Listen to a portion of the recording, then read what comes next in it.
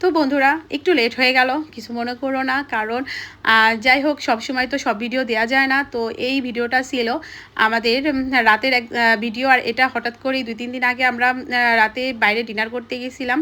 তো কোথায় গেছিলাম সেটা তো অবশ্যই বলবো। এটা হচ্ছে নারায়ণগঞ্জের অনেক পুরানো একটা মানে অনেক আগে, মানে আগে বলতে সর্বপ্রথম এই রেস্টুরেন্টটাই আমি যতদূর শুনেছি যে প্রথম চাইনিজ রেস্টুরেন্ট এটাই হয়েছিল। তো সেটা হচ্ছে পলান্ন। আর এই রেস্টুরেন্টের কিন্তু খাবারের মানটা খুবই ভালো।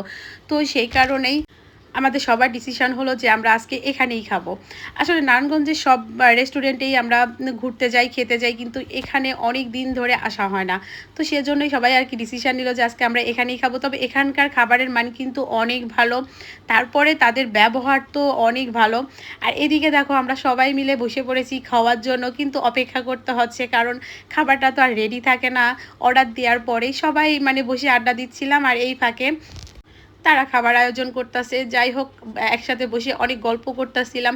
আসলে সংসারের বাধার একটা নিয়ম থাকে, সেই নিয়ম থেকে বেরোয় যাওয়ার পরে কিন্তু অনেক ভালো লাগে যে না, সেই জীবনটা আসলে প্যারাদায়ক থাকে সবসময়। তো মাঝে মাঝে এরকম বাইরে বের হয়ে সবার সাথে আড্ডা দিয়ে খেতে কিন্তু দারুণ মজা লাগে। আর এই যে ফাইনালি কিন্তু আমাদের খাবারও চলে আইছে।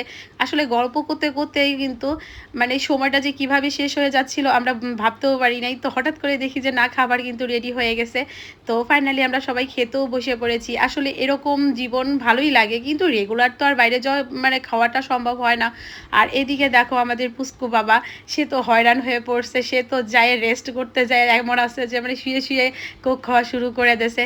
আর এই তো ফাইনালি আমরা এখন সবাই বাসায় চলে যাব। খাওয়া দাওয়া কমপ্লিট হয়ে গেছে, রাতে আর বাসায় যেয়ে কোনো প্যারা নাই। সেই আনন্দে তো খুব মানে মজা লাগতাছিল। তো বন্ধুরা, কেমন লাগলো ভিডিওটা অবশ্যই কমেন্টে জানাবে। আবার দেখা হবে নতুন ভিডিও।